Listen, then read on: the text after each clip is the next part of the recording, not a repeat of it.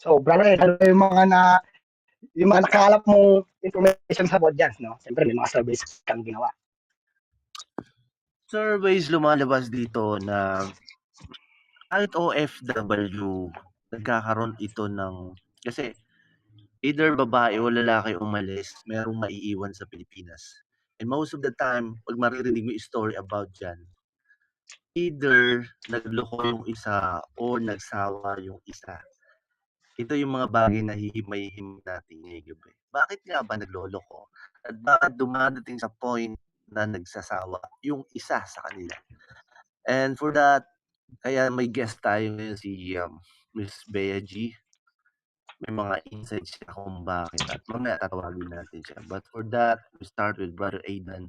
Yung insights niya. Bakit nga ba ganun, Brother Aidan? Bakit ang dami na kapag na-interview mo, na-survey mo, sinasabi, iniwan ako ng asawa ko. Bakit gano'n?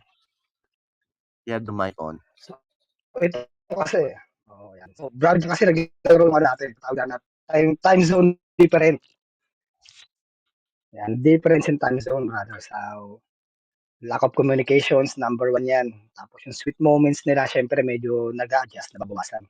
So marami, nagharap ng comfort zone sa ibang tao. Alright. So, ibig sabihin, brother, kapag because of the different time zone natin, ibig sabihin, isa ba yun sa rason bakit naghahanap sila ng comfort ng ibang tao? At ang tanong diyan, bakit kailangan nilang hanapin yung comfort sa iba versus sa comfort sa mga iniwan nila sa Pilipinas? That's one question, brother, di ba? Ano ang mga nakalap Oo. mo dyan, information? So ito kasi yan mostly yung sa mga nakausap ko no, na OFW saka mga undergo ng LDRs kahit perfectly married sila sa Philippines o sa bansa nila. Wait.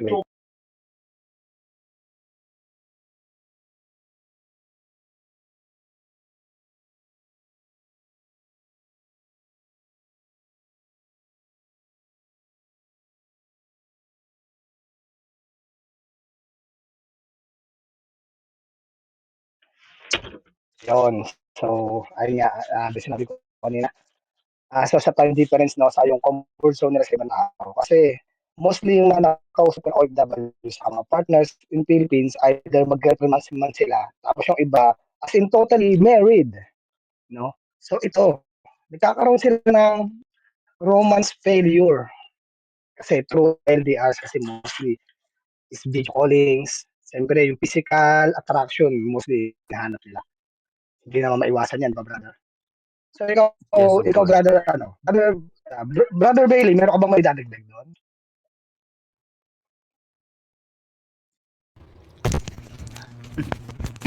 Sorry, kumakain ako, sorry. Sa akin naman, commonly naman talaga sa mga ganito. So, sabihin na natin OFW. So, long distance nasa LDR pa rin siya. So, mostly nawawalan siguro ng kiligos spark sa pagsasama nila. So, yan. Common naman yan Actually, common yan talaga sa mga relationship.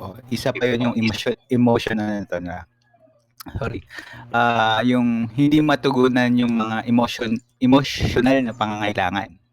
Like, kunyari, di ba, syempre, kailangan mo makita yung partner mo. Syempre, LDR sila.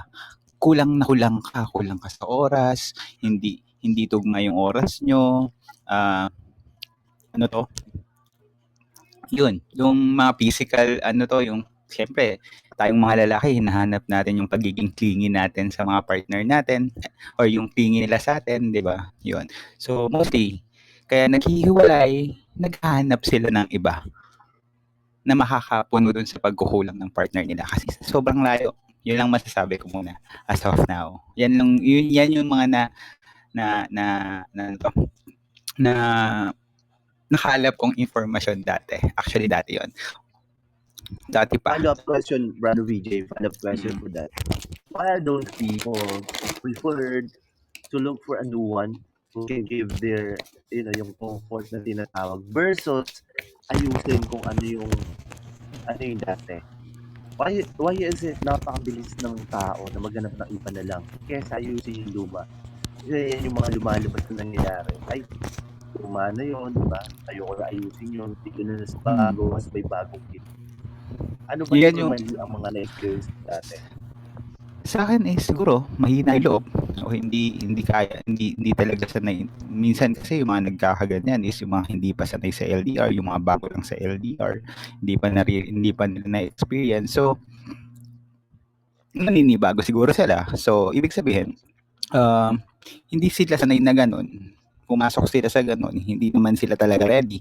So baka yun yung dahilan din nila mostly. Kasi kapag may experience ka naman sa ganyan is ka LDR or LDR man lang kayo dyan sa malapit, like same lang kayo ng ano to, ng kunyari same lang kayo Philippines, Cebu ganyan or ako, tapos na-experience mo na yan, malamang kaya mo rin ma-experience yung OFW na LDR. If gusto mo naman yan is ma-workout mo naman yan kung kaya mo, basta siguro yung hindi nakakatagal sa ganyan, yung mga mahihina loob, yung puro yung ang daming hinahanap sa partner, ganyan. Ganun. Ganun lang sa akin siguro. So shoutout pala kay Jay, no? Jay, nasa slot 10 yan. Shoutout sir Jay. Thank you sa pagpapasok sa PR Hospital. Sana magiging sa podcasting namin yung yun pa, pero siguro marami pa akong maiisip as of now. Yung pa lang yung ano to, pumapasok sa utak ko. So, ikaw naman, Brother Aidan. So, shoutout muna natin si Daniel, yan. Kasi hi, shoutout sa inyong dalawa. So, kagaya ng sinabi ni Brother Baby,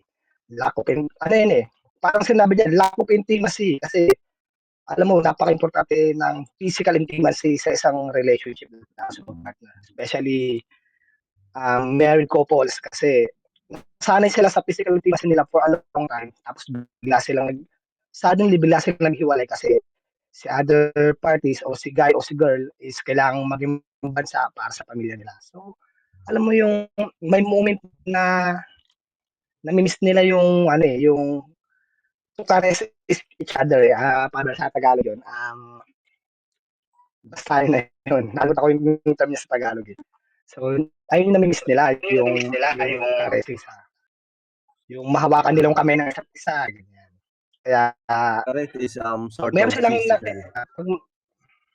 yeah. Tapos pag meron silang na-encounter na iba, tapos, alam mo yung bigla silang nakakilang spark doon na nagtayo yung balahibo nila, parang doon sila nakakaisip ng ng wala naman si Mrs., wala naman si Mr., siguro okay lang. Ayun, Yan. nadali mo yung idea doon. So for most of people na nakausap mo, they prefer to tend to dun sa bagong kilig versus dun sa luma, no? Ganun yung nangyayari. Kumbaga, mas mabilis sa kanilang kiligin sa bago kaysa dun sa mga iniwan nila sa Pilipinas, either asawa or partner. Tama ba? Parang ganun yung Oo, sinasabi mo. exactly. And for being an OFW, brother, when it comes to intimacy na sinasabi mo, paano kaya nila, I mean, how are they gonna prolong those moments na kahit malayo pa rin is nafe-feel pa rin nila yung ganun? May mga tao ba na tuloy pa rin yung ganong moments nila kahit nasa ibang bansa?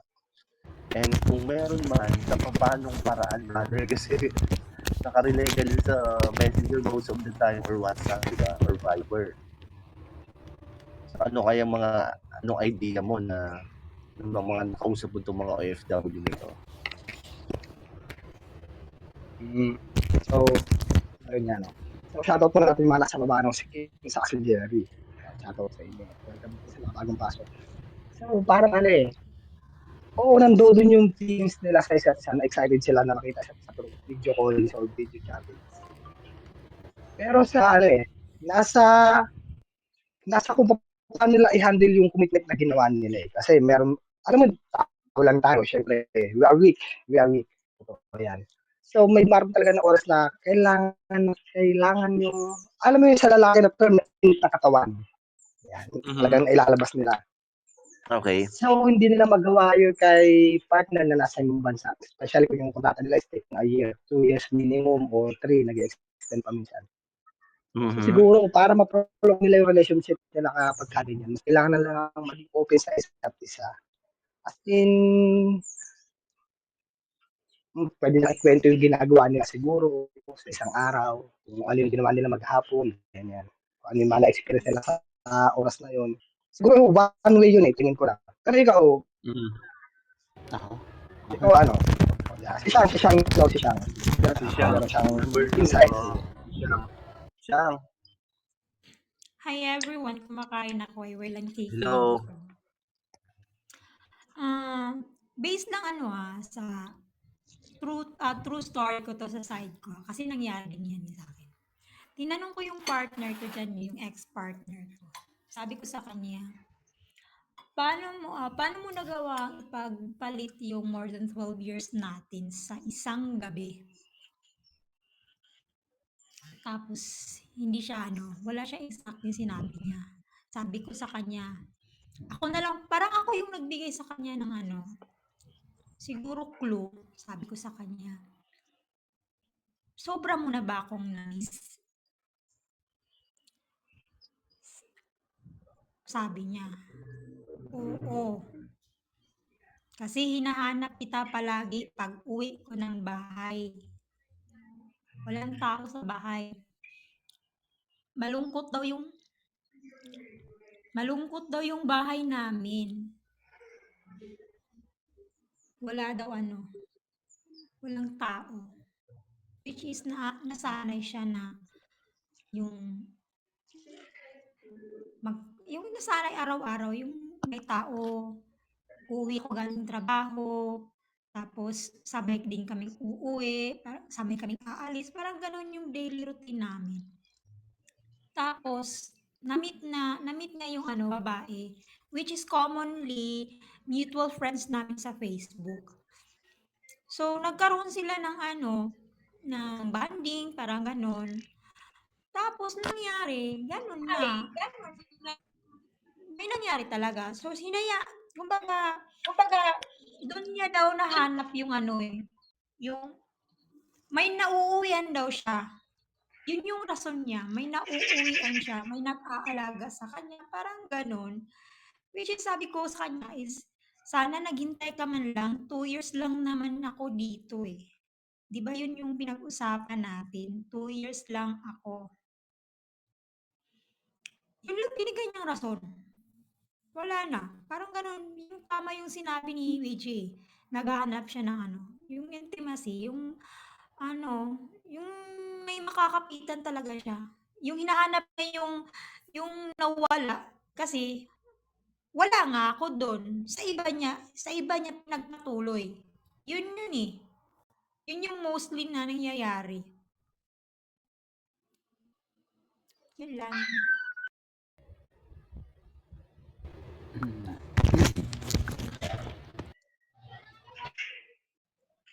So, very nice, no? Very nice. So, based on this sarili experience, yun talagang nangyari talaga sa kanya.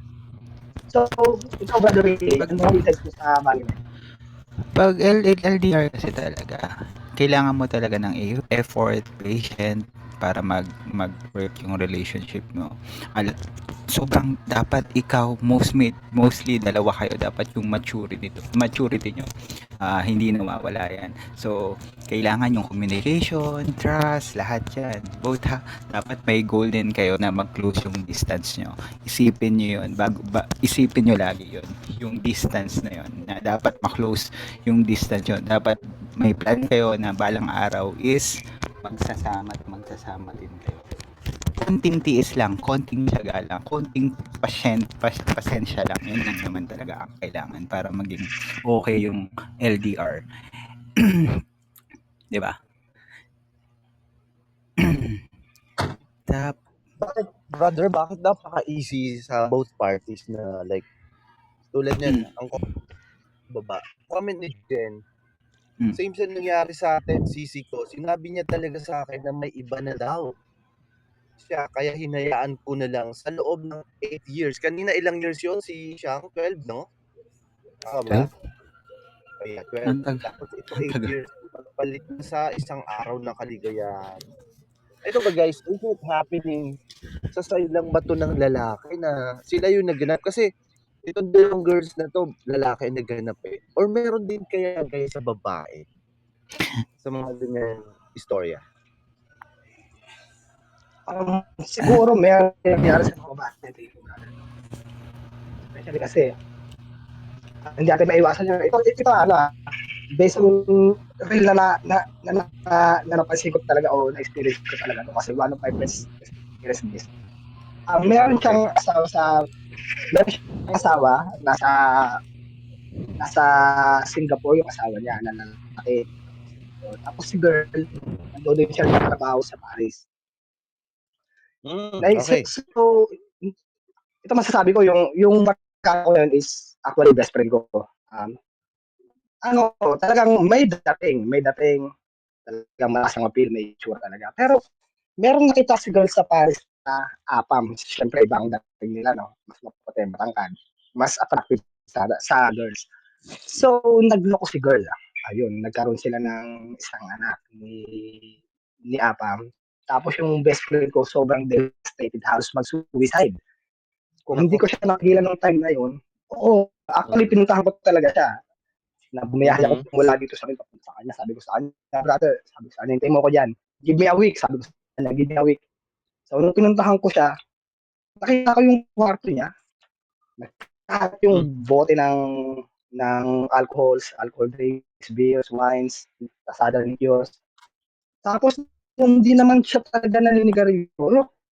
Pak yung binibili niya, as in, isang rim, by rims. Sabi ko, brother, Grabe, no? yung tsura mo nung huli nagkita tayo, sabi ko sa kanya, nung huli nakita tayo, napaka-attractive mo, ang lakas ng dating mo. Ba't ngayon naging kamukha mo si Bangkay? Sabi ko sa kanya, nung pinabayaan mo na sarili mo. Sabi niya sa Talagang akin, grabe. hindi niya raw alam kung anong gagawin. Hindi niya raw alam kung anong gagawin. Nasa station siya ng suicidal, tapos naisip niya lang akong tawagan. Actually, Okay. 3 months na niyang ginagawa yun. Tapos, almost a year na pala na nagloko yung babae. So sabi ko sa kanya, ba't for the very beginning, hindi mo tinawagan para sana nasuportahan kita? Alam, tayong dalawa na lang natitira sa grupo natin kasi most of our friends is passed away. Kada matalo na. Okay. Sabi ko sa kanya, dapat tinawagan ako at sinyagan ako anytime, sabi ko sa kanya. Kasi siya, actually, nakulawin ko lang rin sa kanya pag may problema ako. Either nagkikita kami o nagbababad kami sa video calling yung dalawa. Parang nag-share kami. Nagkikita-advice kami dalawa. So, ayun, sabi ko sa kanya, brother, ang galing mo magbigay ng advice sa akin pag ako may problema, ba't ikaw hindi mo ma-handle sarili mo? Ayun. So, doon lumabas yung sinabi niya sa akin na kahit anong galing mo magbigay ng advice sa iba, pag sa'yo ang nangyari, iba yung experience, sabi niya sa akin. So, ayun. Pinahinggan ko siya na wait for 3 days. Tapos nag-ano kami, nag-voice night out kami every night para makalimutan niya bago umuwi. Actually, nag-stay ako sa place niya 2 weeks.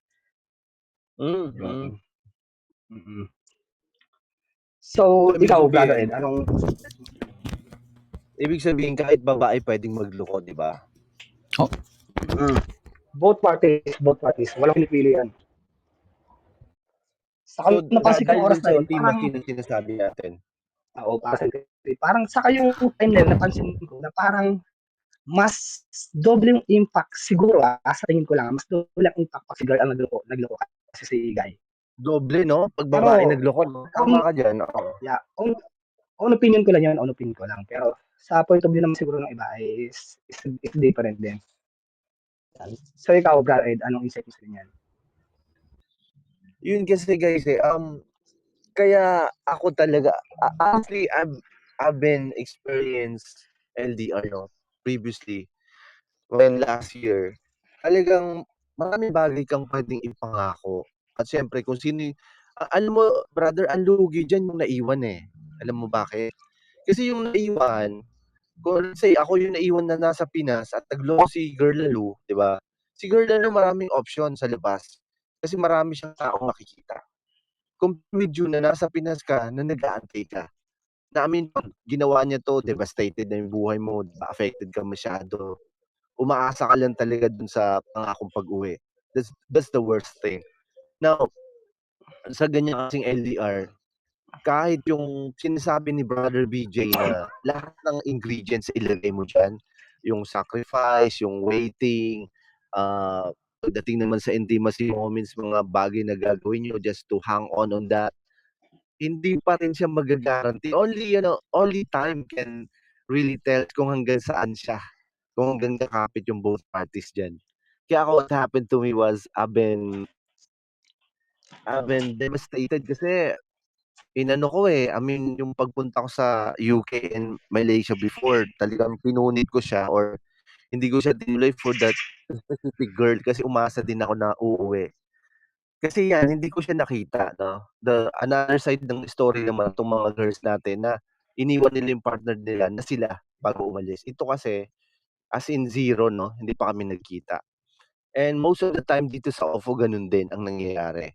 So, nagsisearch tayo ng mga pwedeng maging possible partners na hindi pa natin nakita. For me, pag ganung setup, pag ganung story, the only time that you can tell na sa'yo yung babae o lalaki is when umuwi yan para sa'yo. Yun lang talaga yun. Kasi kung hindi niya yan gagawin, naku guys, wala kang aasahan yan. Kahit ang daming pangako niyan, hindi matutupad. Sige, Brad Aidan. Sige. Tama ka dyan, Ted. 1 month nga ako naiyak. Ayan. Sabi ni Jen, Jordy. So, ayun, no. So, brother, again, brother, so, iwan ko kayo. Iwan ko kayo brother, sa akin, brother. May again, brother, ako sa ano ko ngayon. So, sorry. Bro. Okay, bro. Ingat. Ialis muna ako, ha. Ingat. Ayan, sabi ni Jordy, araw-araw 11 months nga ako naka-move on. So, ang tagal ng moving on nito. Sige, Miss Yang, you can have your mic on. May ano lang ako, may sasabihin lang ako. Tungkol Yes. sa sinabi mo kanina, Ted, na dito sa OFO na kumbaga, pumasok tayo dito ba? Kagaya ko, pumasok ako dito na hindi ko talaga alam yung intention ko. Basta yung Okay. alam ko, gusto ko lang makahanap ng mga tao makakausap. Yung hindi ako kilala, yung walang judgmental na mangyayari kapag nag-share ako. Yung sasabihin nyo yung sarili nyong opinion talaga. Okay. At yung sabi mong bonus na din kung makahanap tayo ng partner, di ba, dito? Yeah, exactly. Oo. Ako naman, sa side ko, nagkaroon ako ng chatting eh. Pero we both know na talagang, wala parang wala. Yung trinay lang, kumbaga naging comfort zone lang kami ang bawat isa sa amin. Try lang, pero meron naman kaming agreement na ganun. Kasi nga, totally, wala pa ako sa moving on eh. Nasa healing stage pa lang ako. Kinagamot ko pa lang yung sarili ko. Siguro, naging kampante lang ako na kausap siya. So, nagkaroon kami ng agreement na parang ganito lang yung setup natin. Ganyan. Tapos, kaya, syempre, naglagay ako ng boundaries sa sarili ko. Dahil alam ko din sa sarili ko na talagang hindi pa siya naka-move on din eh. Kumbaga, pareho siguro stage 2 kami, bumalik kami sa stage 1. Parang ganun, yung yung akyat, baba, nandun kami. So one time, sa mga chat namin, parang yung limit nga yung chat ko, parang okay.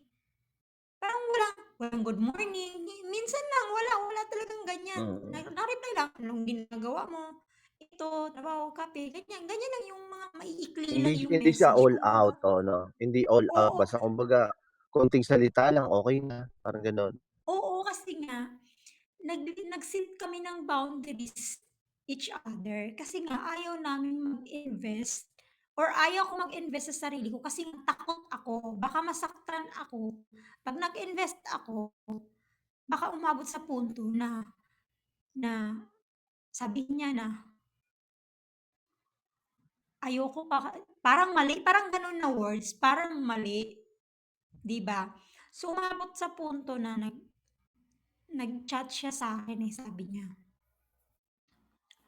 Siya ang may sasabihin ako. ko, ano, huhulaan ko yan. Dinayre ko siya, sabi niya. Okay.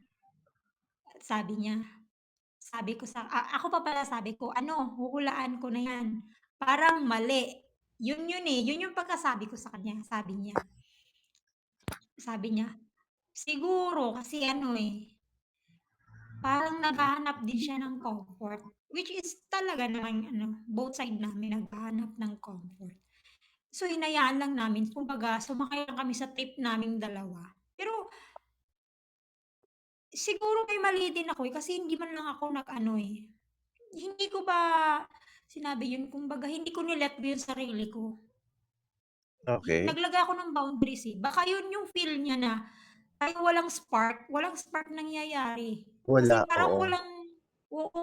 baka yun yung nasa isip niya. Pero, ayoko kasi masaktan, parang ganun eh. Parang ganun kasi yung nangyari. So, hinayaan ko na lang. Pagkasabi niya, it's not you, it's all about me. Which is sabi ko sa kanya, yun din sasabihin ko sa'yo. It's not you, it's all about me. Parang may nahanap pa kasi ako. Parang hindi pa tama. Which is sabi ko naman, okay. May mga chat siya sa akin, okay. Okay lang na ako ng okay. Kasi nga, ayaw ko magbigay ng side ko. Kasi nga, ayaw ko maging drama or maging toxic yung sitwasyon ng chatting namin. Ayaw ko maging emotional at ayaw ko nang maging, attention seeker, parang ganun. So, hinayaan ko na lang yung sitwasyon. Pero, Ayun. yung madaling araw, bigla akong maisip siya. Hindi ko alam, nag-backread ako sa lahat ng convo namin. Both side, sabi ko, parang ako yung sobrang lamig. Siguro naisip niya na parang wala akong ininvest, which is totoo naman talaga. Na-realize ko, siguro mali ko din. Baka akala niya wala talaga. Kasi walang spark talaga sa chatting namin eh. Okay. Oo. Ngayon ko lang na-realize talaga eh. May space eh. Pero natatakot ako. Yun eh, natatakot ako. Which is ayaw ko lang sabihin sa kanya. Ayaw ko na din mag-open up sa kanya or mag-chat sa kanya kasi natatakot ako. Baka i-reject niya ako. Mhm. Yun. Parang Anong ganun yung ending nyo? nangyari. Anong ending nyo? Wala. Naging kayo or nawala siya? Hindi, kasi yung agreement namin is, which is, nagsabi siya sa akin ng ganito, parang gusto niya ako. Gusto niya Gusto ako ka niya? talaga. Or, gusto niya ako, sabi ko sa kanya, which is, gusto ko din siya kasi nga komportable ako. Tapos, Na-feel mo comfortable sabi ka nga, sa kanya? oo, pareho kami. Pareho kami Okay. naging komportable. Mhm. Which is, sabi niya, okay lang ba na, kumbaga, which is, maghahawakan kami ng kamay. Which is Mhm. sabi ko, oo, pwede yun. Sabi ko, yes. Pwede kong hawakan yung kamay mo. Yun yung sit up namin. Pero sabi nga namin eh, siguro malito. Sabi naman niya, try lang natin, di ba? Which is sabi na lang namin sa agreement namin, pag nag-click kaming dalawa sa chatting namin, tsaka na namin official, yung matatawag na officially talaga. Parang ganun. Pero hindi. Parang hindi umabot sa ganung punto. Kasi nga, malamig eh. Malamig. Hindi ko ma-feel kasi nga, nag-set ako ng boundary sa sarili ko. Siguro yun yung niya eh. Kaya din siguro nag-let go. Parang ganun. Okay. Tama naman. Kasi minsan, pag nagkakaroon tayo ng phobia, ito yun siya nga, pag nagkakaroon tayo ng phobia, ayaw na natin umibig muli. Yan yung number 1 rule natin sa sarili natin. Kasi ayaw natin maulit yung sugat. Okay? Now, isang reason din na nakita ko diyan na nangyari sa'yo was, hindi pa talaga nag-heal yung sugat sa puso mo. Ito yan siyang based on real experience. It happened to me last year, okay? This girl sa OFO din na sobrang ganda niya honestly. Pero kahit kausap ko siya na maganda yung usapan namin, comfortable ako sa kanya, comfortable siya sa akin, wala akong ma-feel na spark. And siya din, of course, kasi